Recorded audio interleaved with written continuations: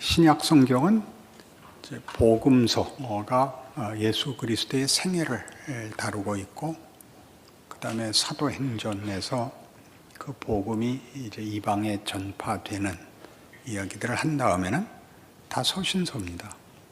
서신서라는 것은 구체적으로 어느 교회에 보낸 편지고, 그 편지를 보내게 된 현실이 있었습니다. 그 교회에 어떤 문제가 있거나 격려가 필요했던 역사적인, 현실적인 문제에 대하여 바울이 편지를 보내어 격려하기도 하고, 또는 꾸짖기도 하고, 또는 설명하기도 한 것들이 서신서입니다.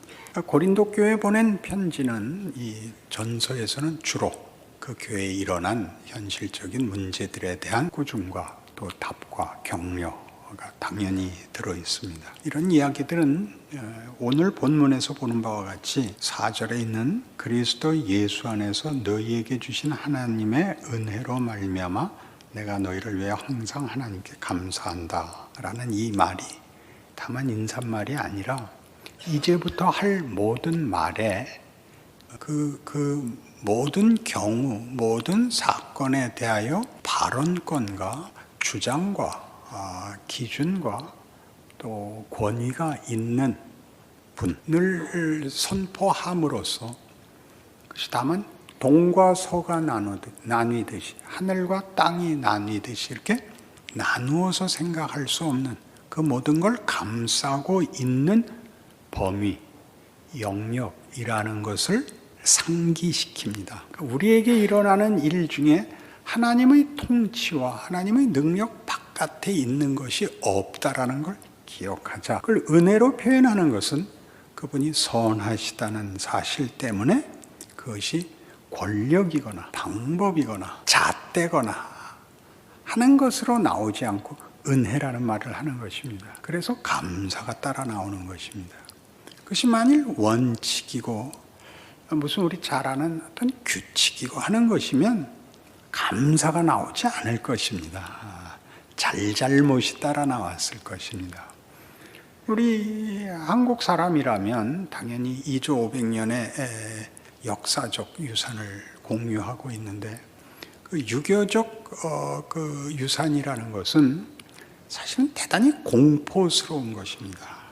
결벽성과 치열함, 거긴 은혜라는 단어나 용서, 감사 같은 말은 안 들어있죠.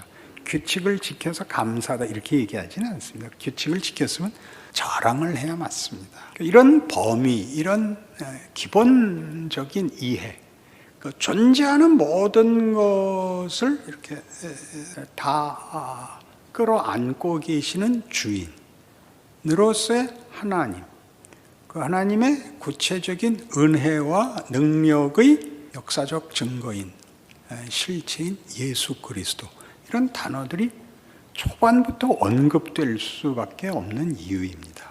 이런 걸 떼어놓고 그 다음에 잘했다 못했다, 유능하다 무능하다 이렇게 가기 시작하면 이제 서신서가 그런 구체적인 현실을 살아내고 있는 성도들에게 보낸 어떤 부모의 마음, 하나님의 마음 같은 것은 사라지고 거봐 하는 숫자 노름이나 원칙 노름으로 언제나 묶이는 것입니다. 그걸 처음에 분명히 해야 그리 갈 수 있습니다.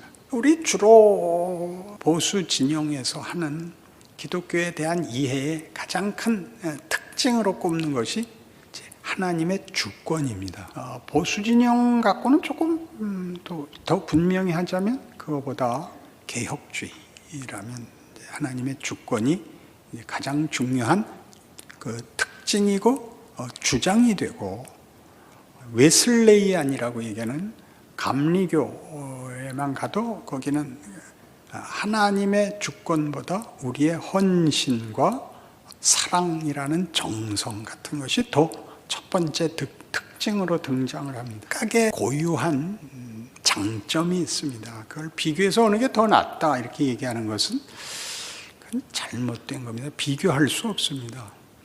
그래서 각각 기독교 신앙의 중요한 진리를, 은혜를 대변하는 목소리들입니다. 음악이 더 예술성이 깊으냐, 미술이 더 예술성이 깊으냐, 이렇게 얘기하는 것은 잘못입니다. 하나님이 우리는 이 개혁주의 속에서 기르셔서 우리는 이 특징을 갖고 있는 것입니다. 하나님의 주권을 강조하는. 그리고 웨슬레이안이라고 지칭하는 존 웨슬레이로부터 그 시작이 돼서 거기는 웨슬레이안이고 우리는 칼빈주의자들이 됩니다. 그런 비교를 할 때는 칼빈주의자들에게 있어서는 이게 이제 하나님의 주권이 강조되고 웨슬레이안들에게는 요한 웨슬레이가 그랬던 것처럼 헌신, 사랑이 강조됩니다. 누가 더 멋있냐는 각각 개인적인 문제가 됩니다. 기독교 신앙의 가장 중요한 본질을 설명하는 데 있어서 둘을 다 합쳐도 부족하니까요. 그리고 우리 실력으로는 둘을 한 사람에다가 합치기는 좀 부족합니다. 말로는 합칠 수 있는데 우리가 동시에 동과 서에 있을 수는 없습니다. 동쪽을 쳐다보면서 서쪽을 쳐다볼 수는 없습니다. 그 한계와 구체성을 알아야 됩니다. 그러나 오늘 분명히 할 것은 하나님의 주권을 강조하는 것은 웨슬레이안들이 헌신과 봉사와 사랑을 강조하는 것에 비해서 이해가 만만치 않습니다. 어디가 더 낫냐라는 이야기를 위해서가 아니라 우리 개혁주의가 갖고 있는 것도 알고 있어야 됩니다.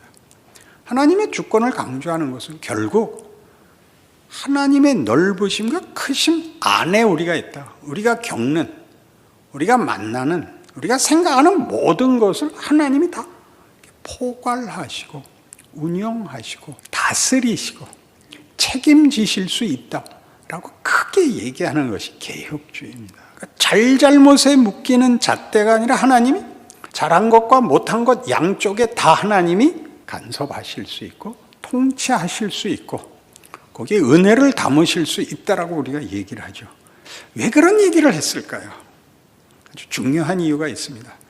아무리 잘하려고 해도 잘해지지 않는 현실을 만나면 우리는 묻게 됩니다. 하나님, 기독교 신앙과 복음이 잘잘못이 끝입니까?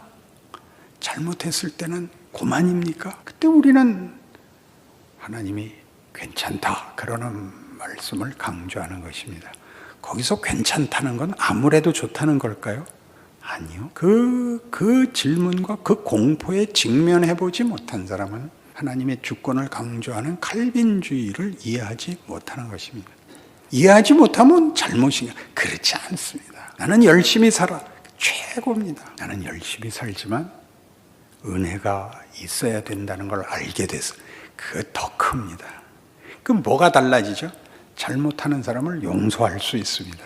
용서하기 위해서 칼빈주의가 되라는 것이 아니라 우리가 할 수 있는 것보다 더 큰 하나님, 우리가 못한 것으로도 실패로 끝나지 않게 하시는 하나님을 아는 것을 칼빈주의라고 합니다.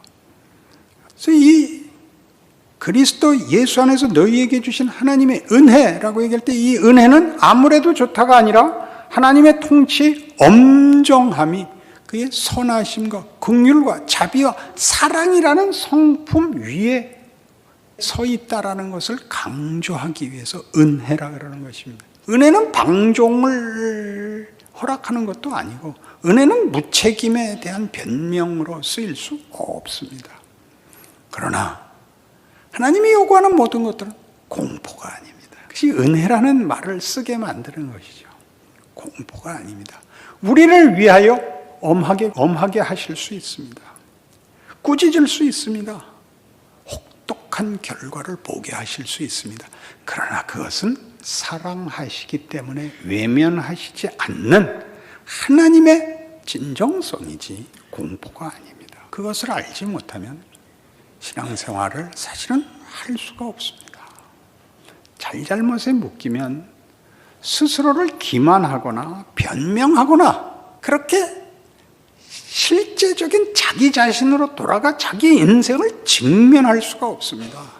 이렇게 그냥 누구 배 아프다 그래서 그냥 뭐 맹장인가 하고 열어봤더니 아이고 그만 장이 하나도 없더라는 겁니다. 그래서 어떻게 했다? 그냥 덮어버렸답니다. 그러니까 많은 신앙인들이 이렇게 덮어버리죠. 구체적으로 만날 수가 없습니다.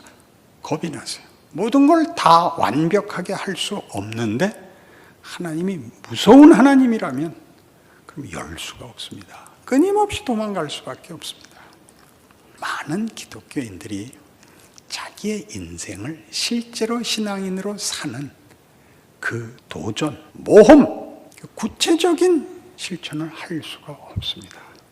그냥 늘 건너다 보고 늘 가슴 조이고 부러워하고 그리고 무서워하는 것으로 넘어가서 여러분 표정 같은 얼굴로 평생을 그렇게 살다가 그만두게 됩니다.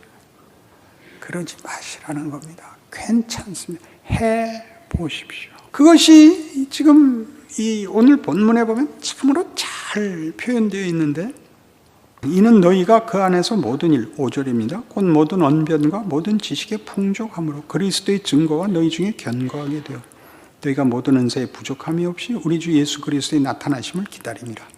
이 은사는 확인이 아니고 주님 다시 오시는 날까지 하나님이 우리와 함께 하시고 우리를 완성시키시는 하나님의 개입, 간섭, 지키심들을 증거합니다. 여러분이 아무리 유능해도 여러분들이 천국을 만드는 자가 아닙니다. 여러분이 가진 모든 것은 하나님이 여러분을 인도하시고 붙들고 있다는 표이지 여러분의 우월감을 확보하거나 비교 우위를 상징하지 않습니다. 그리고 이제 9절에 너희를 불러 그의 아들 예수 그리스도 우리 주와 더불어 교제하게 하시는 하나님 미쁘시다. 이런 말들은 그 앞에 있는 말이 주의 오심을 기다리는 과정을 살고 있는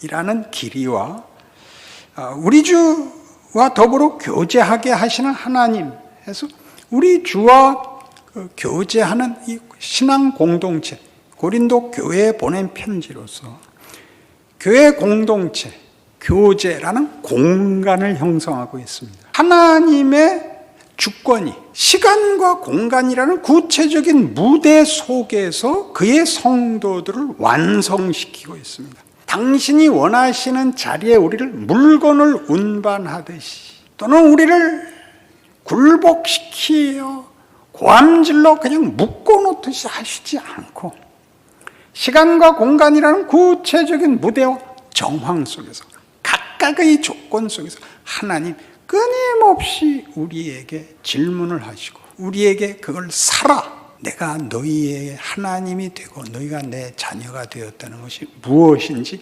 해보라고 합니다. 해보라고. 어디에서 질까요?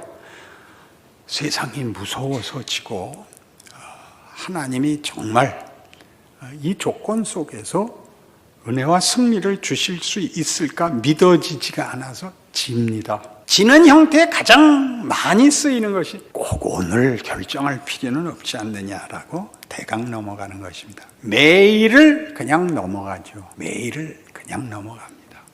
그냥 오늘 정도만큼으로 넘어가는데 하다못해 이건 더 심각하게 생각하고 여기서 내가 할 수 있는 일은 뭔가? 성경이 요구한 신자로서의 책임은 무엇인가? 제가 여러분들에게 요구하는 것, 표정 잘 지으시고 멋있는 말 하십시오. 멋있는 말, 해설을 하지 마십시오. 변명하고 납득시키려고 그러지 말고 신자로서 사는 자 된 세상 사람이 지을 수 없는 자세를 표정으로든 말로든 한번 지어보십시오. 결정까지는 가지 말고. 그게 이제 고린도 전서를 시작하는 전제입니다. 근거이고. 그러니 우리 모두 어떤 사람도 이 하나님의 은혜라고 소개된 하나님의 통치 밖에 있는 자는 없습니다. 그리고 그 하나님은 우리에게 당신이 우리의 하나님 되심과 우리가 그의 자녀 되었다는 것을 예수 그리스도로 확인시키고 구원하셨습니다. 얼마나 구체적입니까? 2000년 전에 베들레헴에서 태어나 나사렛에서 크시고 갈릴리에서 복음을 전하시고 예루살렘에 들어가 반대파들에 의하여 억울한 죽음으로 십자가에 달려 죽은 예수로 우리를 구원한 하나님의 시간과 공간 속에서의 구체적인 개입, 역사, 능력, 은혜들을 기억하십시오. 그렇게 허공에 떠도는 이념이나 이상이나 선포, 관념, 좋은 말이 되지 마시고 구체적인 먹을거리가 되십시오. 먹고 예수님이 나는 생명의 양식이다. 나를 먹으라 라고 얘기한 이런 아주 원색적인 표현들을 매일매일 살아내십시오. 실천의 문제가 아닙니다. 그렇게 사실 수 있습니다. 무언할 수 있다고요? 표정은 지을 수 있다. 그거야 못하겠어요. 지금 한번 해보세요. 이렇게 다 알아먹는 것 같은 표정을 한번 줘보세요. 생전 못 해봤잖아요. 누가 얘기를 하면 무섭고 누가 뭐라 그러면 맞고 이겨야 되고 이 얼마나 몰려 있습니까? 한국 사람 된 가장 큰 우리의 근대사의 우리의 아픔이 어디에 나와 있냐면 말을 할 때 저도 그 유산을 받은 후손이니까 우리는 목소리가 억압하는 목소리로 높아집니다. 우리 중에 아무도 살살 얘기할 실력이 없어요. 대화를 시작하면 이렇게 탁 목소리가 뒤집어지는 겁니다. 한 옥타브가 탁 뜨죠 일단. 그리고 상대방이 진심을 담아서 하는 얘기를 끝까지 듣는 사람이 없습니다. 중간에 자기가 아는 얘기를 하고 싶은 단어가 나왔을 때 딱 잘라서 지가 끝내버리고 다 그런 거야. 그리고 고개 탁 돌려버리고 맙니다. 큰 죄입니다. 큰 죄. 누가 얘기를 하면 그 사람이 시작한 사람이 뭘 말하고 무슨 공감을 요구하고 있는지 끝까지 들으십시오. 그랬구나. 우리는 얼마나 이런 실력이 없는지. 세상 사람은 이렇게밖에 못할 것입니다. 다 겁이 나니까. 남의 얘기 들어줄 틈이 없습니다. 실력이, 여력이 없습니다. 우린 다르습니다. 우린 죽어도 죽는 게 아니고 져도 지는 게 아닌 존재가 되었고 운명이 되었습니다. 그걸 하셔야죠. 얘기를 들으십시오. 당신이 하던 얘기 잘리면 잘리고 오십시오. 우리만 할 수 있는 겁니다. 그 실력은 다른 것으로 할 수가 없습니다. 공부 잘한 걸로는 늘지 않습니다. 아무리 훈계를 해도 고쳐지지 않습니다. 이제는 생각하고 그렇다고 공감하실 만한 나이가 되셨습니다. 한번 생각해 보십시오. 누구 얘기를 따뜻하게 끝까지 들어주는 것이 상대방에게 얼마나 고마운 일인지. 모두가 이 얘기를 하죠. 내 사정을 들어주고 공감하는 사람이 있다면 난 억울하지 않아. 이 얘기 여러 번 들어보시지 않았습니까? 아니, 여러분 스스로가 그렇지 않습니까? 누가 내 인생과 내 일을 나누어지겠습니까? 일을 나누어 줄 수 있는 사람은 아무도 없으나 사정을 들어주면 얼마나 고맙습니까? 그게 고마운 일이니까 하려는 게 아니라 우리는 들어줄 수 있는 여력을 가진 사람이라는 것을 스스로 확인하셔야 됩니다. 여러분이 여러분의 넋두리를 하고 여러분의 사정과 고난과 억울함을 호소하고 설명하고 납득시켜서 보상을 받을 필요가 없습니다. 예수 그리스도 안에 있고 하나님이 우리 아버지십니다. 상기하는 거죠. 어디다 써먹으라고요? 매일 만나는 그 사람한테 써먹으라고요. 매일 만나는 그 사람 누구? 남편과 아내. 들으십시오. 그 얘기가 어디로까지 거슬러 올라가죠? 조상까지 올라가죠. 당신 집안은 이상해. 이게 이제 무슨 최씨, 한씨, 김씨, 선조까지 다 들춰내야 되는 대로 가는 이유는 무엇입니까? 아무 소용이 없다는 거 알면서 세상 사람은 각박할 수밖에 해답이 없지만 우린 다릅니다. 그러니 자신을 위하여 인생에 이걸 실천하십시오. 누리십시오. 하나님의 은혜라는 말로 시작하는 고린도전서의 이 중요한 성경의 증언을 기억하십시오. 여러분의 조건과 현실을 알아줄 사람이 아무도 없다고요? 그럴 겁니다. 그러나 여러분이 하나님의 은혜 안에 있습니다. 예수 그리스도를 믿는다는 고백으로 여러분이 이 자리에 있습니다. 여러분이 누군가는 여러분이 믿어서 이루어진 것이 아니라 여러분이 하나님 앞에 구하기 전에 예수가 먼저 오시고 성령께서 오셔서 여러분을 붙잡아 내어 그 고백이 나온 것입니다. 여러분이 시작한 것 같이 굴지 마십시오. 하나님의 은혜 밖으로 도망갈 수 없습니다. 그럴 자리는 없습니다. 그러니 넉넉해지십시오. 억울한 길 기쁘게 가십시오. 기쁠 리가 있나요? 그러나 웃어야 됩니다. 그래야 멋있습니다. 클린트 이스트우드 같이 되지 마십시오. 아직도 인상 쓰고 있는, 좋습니까? 자기의 인생을 이 성경의 이 선언이 가지는, 여러분의 신앙 고백이 가지는 여러분의 진실로 운명으로 기억하는 넉넉한 신앙이 되시기를 바랍니다. 기도하십시다. 하나님 아버지, 따지고 보면 뭘 그렇게 싸웠을까요? 뭐가 그렇게 겁이 났을까요? 나와 생각이 다르고 말이 다르면 뭘 그렇게 놀랬을까요? 이 나이가 돼서 지나간 세월을 돌아보면 한 번도 여유 있었던, 웃을 수 있었던 때가 없었다는 것을 확인합니다. 우리가 웃은 날이 있었다면 철없는 날들 웃은 것이 전부죠. 그건 넉넉한 웃음이 아니라 무지한 웃음이었습니다. 이제는 넉넉한 웃음을 웃겠습니다. 우리는 하나님의 은혜의 통치 아래 있고 우리의 운명은 예수 안에 확인되어 있습니다. 우리가 뭘 겁을 내고 누구에게 하소연하고 누구에게 책임을 묻겠습니까? 우리 인생에 손해볼 것도 실패할 것도 없습니다. 예수의 죽으심과 부활이 그것을 증거합니다. 그 인생 살아내게 하사 우리 입술로 감사하게 하시옵소서.